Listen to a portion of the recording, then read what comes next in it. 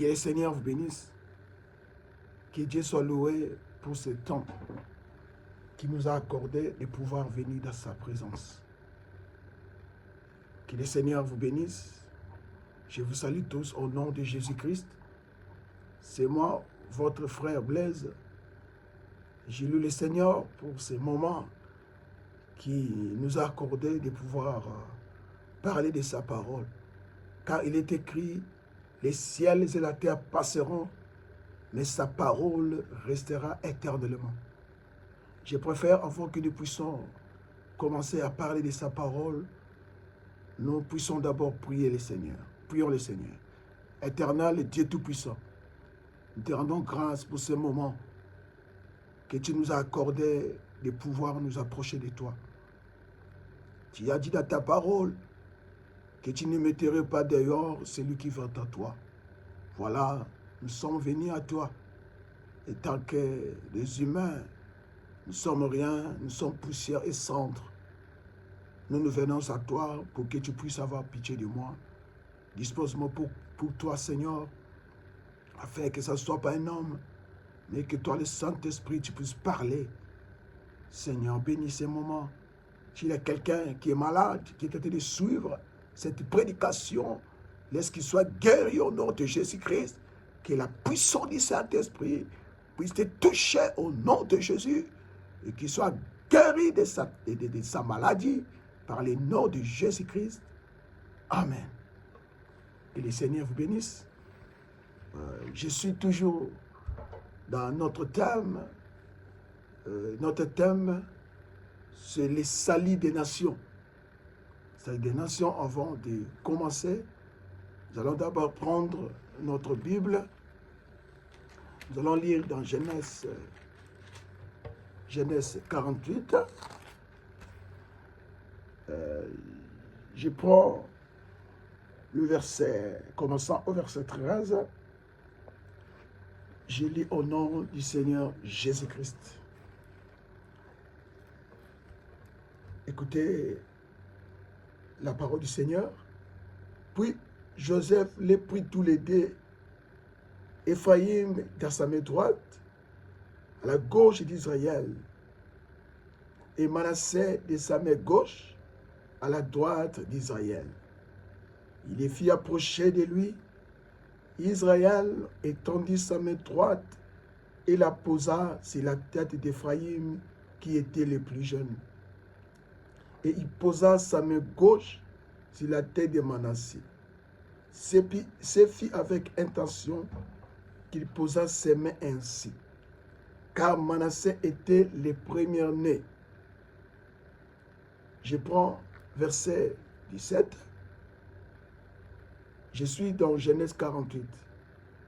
Je prends maintenant verset 17. Joseph vit avec de plaisir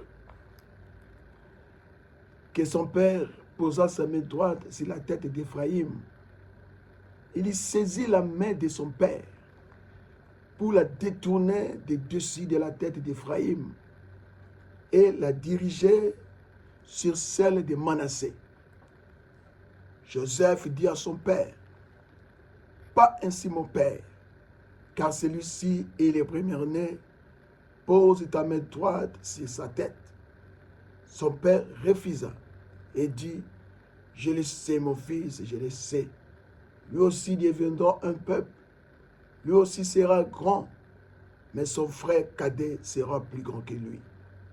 Et sa postérité deviendra une multitude des nations. » Il est béni ce jour-là et dit, « C'est par toi qu'Israël bénira, en disant que Dieu te traite comme Éphraïm et comme Manassé. » Et il mit Éphraïm avant Manassé.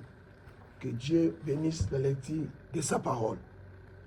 Et nous venons de lire l'histoire dans Genèse, l'histoire des deux enfants de Joseph, que Joseph avait eu là-bas en Égypte, et c'était Manassé et Éphraïm. Et Manassé était le grand frère, Éphraïm était le cadet. Et un jour, pendant qu'ils étaient en Égypte, Joseph était tombé malade, Jacob était tombé malade. Et il fallait que Jacob puisse bénir ses deux enfants. Les enfants, c'était Manassé et Ephraïm. Et comme il voulait les bénir, Joseph, comme il connaissait la loi, il a pris Manassé, qui était le premier-né, il l'a placé à la droite de Jacob. Et il a pris Ephraïm, qui était le cadet, il l'a mis à la gauche de Jacob, pour qu'il puisse recevoir la bénédiction. Et Joseph savait que la main droite sera posée sur Manassé, qui était le premier-né, et la main gauche devait être posée sur Ephraïm, qui était le cadet. Mais Joseph, il regardait son père. Mais Jacob, pour bénir ses enfants, il a croisé ses mains. Il a pris la main droite, il a mis sur Ephraïm, qui était le cadet. Et il a pris sa main gauche, il a mis sur Manassé, qui était le premier-né. C'est-à-dire, il a croisé ses mains. Et Joseph, quand il a regardé, la Bible dit, Joseph vit avec de plaisir que son père posa sa main droite sur la tête d'Ephraïm. Joseph n'était pas d'accord de voir cela, parce qu'il savait que la main droite devait poser sur le premier-né. Et ces deux enfants représentent quelque chose. Manassé représente Israël. Ephraïm représente les gentils, les gens des nations. Joseph, quand il a regardé, il a dit, mon père, ce n'est pas ainsi. Celui-ci est le premier-né. Prends ta main droite, mets sur lui. Son père a dit, je sais, mon fils, je le sais. Mais il ne pouvait pas faire cela. Parce que c'est Dieu qui avait croisé ses mains. Cela promettait quelque chose qui devait arriver un jour. C'est-à-dire la bénédiction du premier-né était allée au cadet. Or que Dieu savait qu'à la première venue du Messie, le Messie sera rejeté. Or, quand Jésus était venu sur la terre, Dieu dans la chair humaine, il était venu pour les Juifs et les Samaritains. Et quand il est venu, les Juifs les ont rejetés. Or, Moïse avait dit, Dieu suscitera un prophète parmi nos frères. Un prophète viendra parmi nos frères. Là, Moïse prophétisait pour Israël qu'un jour, Dieu suscitera un prophète. Là, il parlait de Jésus qui devait venir pour les Juifs et les Samaritains. Mais quand il est venu, Jésus a été rejeté. Jésus a été rejeté. Or, c'était l'accomplissement de la prophétie. Et c'était une bénédiction pour Israël. La présence de Jésus, c'était une bénédiction pour Israël. Mais Israël, leurs yeux étaient aveuglés. Ils ne pouvaient pas voir que celui-ci, c'est le Messie. Ce n'est qu'une minorité qui avait cette révélation de comprendre ou de voir que celui-ci, c'est le Messie. Comme la femme samaritaine. Il a compris que c'est lui le Messie. Mais les Sadducéens, les pharisiens, les gens qui étaient les érudits, les gens qui lisaient la Bible, mais ne pouvaient pas comprendre parce que leurs yeux étaient fermés. Et quand Israël a rejeté Jésus, c'est à ce moment-là, Jésus devait tourner les regards vers nous, les gens des nations. Parce que les Grecs étaient venus. Ils ont dit, nous voulons voir Jésus. Or, Jésus, dans son corps de la chair, il était venu pour les Juifs et les Samaritains. Les nations devaient attendre leur temps de voir Jésus. Jésus, pour qu'il puisse venir vers nous, les gens des nations, il devait changer de forme. Il devait changer la forme. Il ne devait pas venir comme il était venu là-bas. Parce que nous sommes deux peuples différents. Les nations et les Juifs.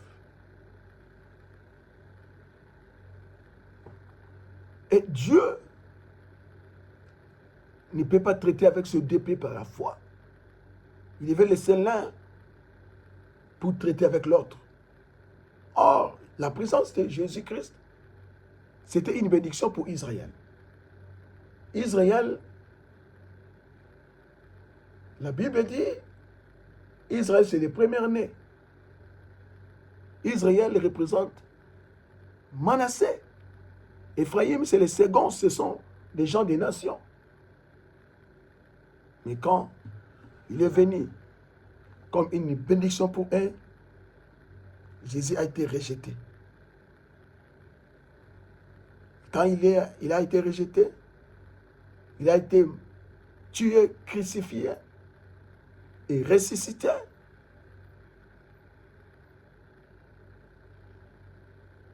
Il a promis à ses disciples de leur envoyer le Saint-Esprit. Et il est monté au ciel. Et à ce moment-là, Dieu avait ouvert la porte pour tout le monde. Mais la clé était entre les mains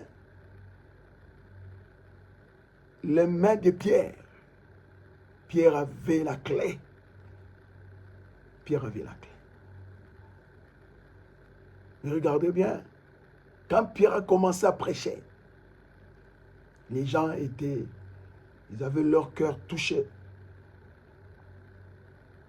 Ils ont dit, homme frère, que ferons-nous de ce que nous avons entendu? Pierre a dit, dans Acte 2, commençant au verset 27, si nous pouvons lire cela, nous allons voir que Pierre a commencé à prêcher. Parce que Pierre était rempli du Saint-Esprit. Il devait prendre la clé pour ouvrir la porte du ciel. Si nous pouvons prendre cela. Acte 2. Regardez ce que Pierre avait dit. Parce que la porte il fallait que la porte soit ouverte. Je prends Acte 2. Je commence au verset 37. Je lis au nom du Seigneur. Après avoir entendu ces discours, il eut le cœur vivement touché. Et il dit à Pierre et aux autres apôtres, quand ils ont entendu la prédication de Pierre, leur cœur était vivement touché. Ils ont demandé, oh mon frère, que ferons-nous? Pierre lui dit, repentez-vous et que chacun de vous soit baptisé au nom de Jésus-Christ, pas au nom du Père, Fils et Saint-Esprit. Lisez bien la parole. Pierre leur dit, répondez-vous et que chacun de vous soit baptisé au nom de Jésus-Christ pour le pardon de vos péchés et vous recevez les dons du Saint-Esprit. Car la promesse est pour vous, pour vos enfants et pour tous ceux qui sont loin, en aussi grand nombre que le Seigneur notre Dieu les appellera. Pierre parlait de deux peuples différents. Il parlait des Juifs, des Samaritains, et il parlait des nations. D'abord pour vous, les Juifs et les Samaritains, pour vos enfants, et pour tous ceux que le Seigneur les appellera. Tous ceux qui sont loin, que le Seigneur les appellera. C'était un moment où tout le monde pouvait recevoir la grâce, pouvait recevoir cette bénédiction. Parce que quand nous parlons de la bénédiction, nous ne parlons pas des choses matérielles, mais nous parlons des bénédictions rédemptrices, les bénédictions spirituelles. Parce que les matériels passeront, l'argent passeront, la richesse de ce monde passeront, mais la richesse éternelle, c'est la vie éternelle. Et la vie éternelle, c'est le baptême du Saint-Esprit. Alléluia. Gloire à Jésus. Gloire à son nom. Et Pierre a commencé à prêcher. Parce qu'ils étaient remplis du Saint-Esprit. Il fallait que cette promesse puisse aller loin, même vers les gens des nations. Parce que quand Jésus était mort, il fallait qu'il puisse aller vers les nations. Mais Jésus ne travaille pas seul. Jésus a ses instruments. Dieu a choisi d'utiliser un homme comme son instrument. Mais pour que les nations reçoivent la grâce, reçoivent cette bénédiction, parce que la bénédiction d'Abraham vient vers nous à travers la croix. Et pour que nous recevons cette bénédiction, il fallait que Dieu puisse envoyer quelqu'un.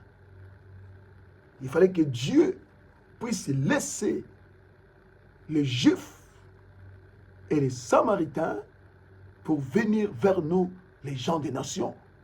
Parce que nous parlons du salut des nations. Les saluts des nations. Les nations, ce sont des peuples qui sont en dehors d'Israël. Ça, on les appelle les gentils, les gens des nations. Dieu ne pouvait pas travailler avec ces deux peuples à la fois. Il devait laisser l'un et travailler avec l'autre. C'est pourquoi Jean, pendant qu'il était dans l'île de Patmos, Jean voyait Jésus dans sa main droite. Il avait les 7 étoiles.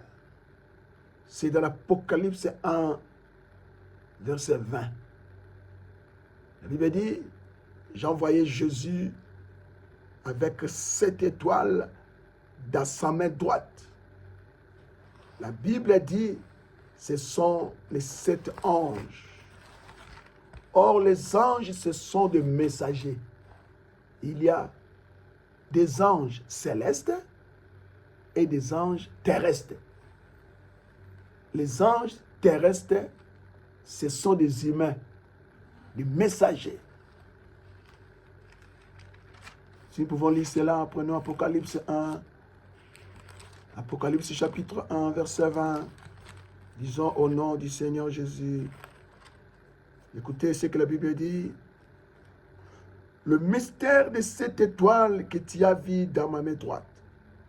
Là, c'est Jésus qui parlait à Jean. Le mystère de cette étoile que tu as vue dans ma main droite et les 7 chandeliers d'or. Écoutez bien. Les 7 étoiles sont les anges des 7 églises. Et les 7 chandeliers, ce sont les 7 églises. J'ai envoyé le plan du salut pour les gens des nations. Et ce messager, ce n'était pas pour les Juifs. C'était pour les gentils. Parce que le temps des Juifs était arrivé dans son achèvement. Parce que Christ était déjà rejeté. Christ était mort, ressuscité. Il est monté au ciel. Il a envoyé le Saint-Esprit. Il fallait que les gens des nations puissent aussi recevoir les saluts. Il fallait qu'ils puissent choisir des hommes pour les envoyer là-bas. Les anges terrestre. C'est pourquoi, quand Pierre était allé dans la maison de Corneille, qui était un gentil, qui était un incirconcis,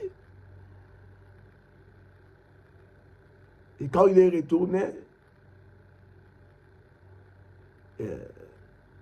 l'Église l'avait condamné pour cela, parce que le païen était des incirconcis. Selon la loi, un juif ne peut pas entrer dans la maison d'un païen. Les païens étaient impurs. Mais Dieu avait dit à Pierre, ce que Dieu n'a pas vu impur, toi aussi ne le voyais pas impur. Pierre devait aller dans la maison de Corneille pour faire un service. Et quand il est allé là-bas, il a prêché la parole. Et les gens ont reçu le Saint-Esprit. Les Juifs qui étaient avec lui étaient étonnés de voir que les nations reçoivent le Saint-Esprit. Ils étaient étonnés de voir cela. De voir que le Saint-Esprit était donné aussi aux païens, aux gentils, aux gens des nations. Cela les dépassait. Or, c'était le temps pour que la grâce, le salut, puisse venir vers les gens des nations. Et quand Pierre est retourné, Pierre ne pouvait pas continuer. Il ne pouvait pas percer. Parce que les Juifs n'étaient pas d'accord d'aller vers les païens. C'est pourquoi Dieu avait choisi un homme.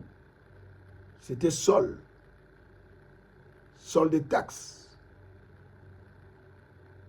C'était un érudit, un homme qui était bien formé dans les Écritures.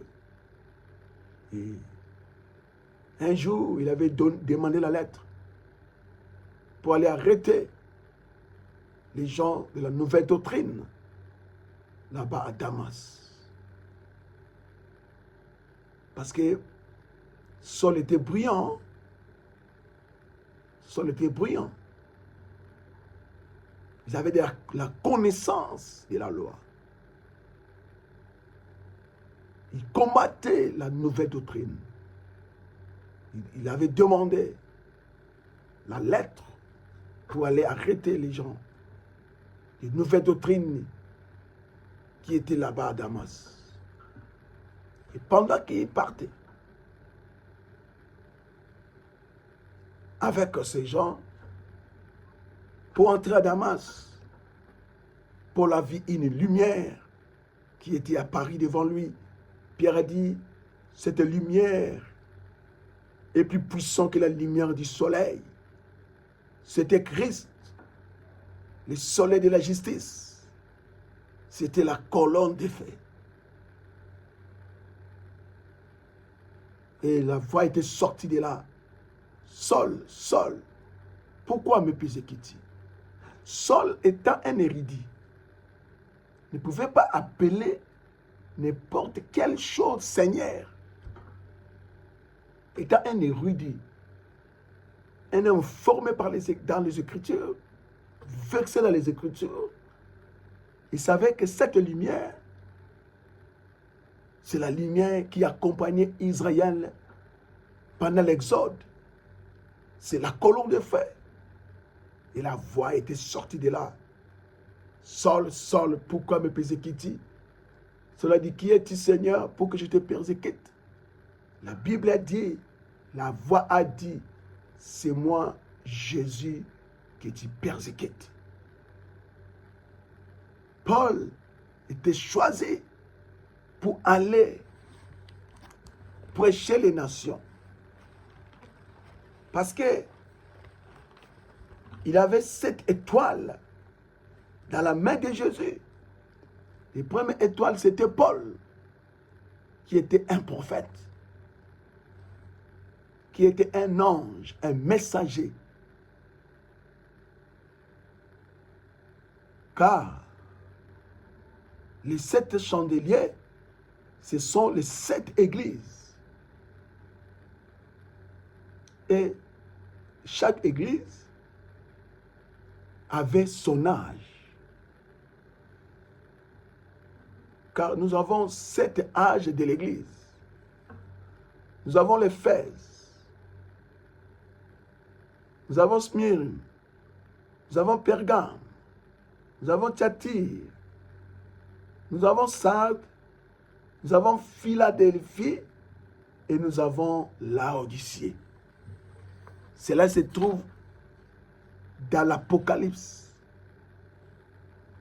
Si vous pouvez lire cela, dans l'Apocalypse, on nous parle des 7 églises, commençant par Éphèse jusqu'à Laodicée. Chaque âge avait son ange. Et l'ange, c'est le messager. Paul était le premier messager, était une étoile. Nous savons que l'étoile lui-même n'a pas la lumière. La lumière de l'étoile vient du soleil. Et le soleil de la justice, c'est le Seigneur Jésus-Christ. Il devait annoncer le message. Il devait annoncer le salut, la parole, Christ parmi les nations. C'était Paul. Et l'âge de l'Éphèse, qui est le premier âge, avait commencé en l'an 53. Paul prêchait le message. Après la mort de Jésus, je crois, après 20 ans, le message est entré vers les nations. Dans le premier âge, avec Paul, qui était le premier âge, qui était le premier ange, il a commencé à prêcher et le premier âge a commencé. Et à ce moment-là, Dieu devait laisser le juif, parce qu'il ne peut pas traiter avec ce 2 peuples à la fois. C'est pourquoi il avait permis que Titus, le général romain, puisse entrer à Jérusalem, détruire Jérusalem. Et quand Jérusalem a été détruite, la ville a été détruite, les Juifs étaient dispersés. Que le Seigneur vous bénisse. Nous allons continuer cela la fois prochaine. Parce que ça, c'est la deuxième partie. Et nous allons continuer à parler cela partie par partie. Que le Seigneur vous bénisse. Prions le Seigneur. Notre Dieu, notre roi, toi qui es la parole de vie, il est écrit L'homme ne vivra pas de pain seulement, mais de toute la parole qui sort de la bouche de Dieu. Bénis ceux qui écoutent cet enseignement. Père, laisse que, Père, cette parole qu'ils ont écoutée puisse influencer leur vie afin qu'ils puissent avoir la révélation. Sois béni notre Dieu, au nom de Jésus-Christ. Amen.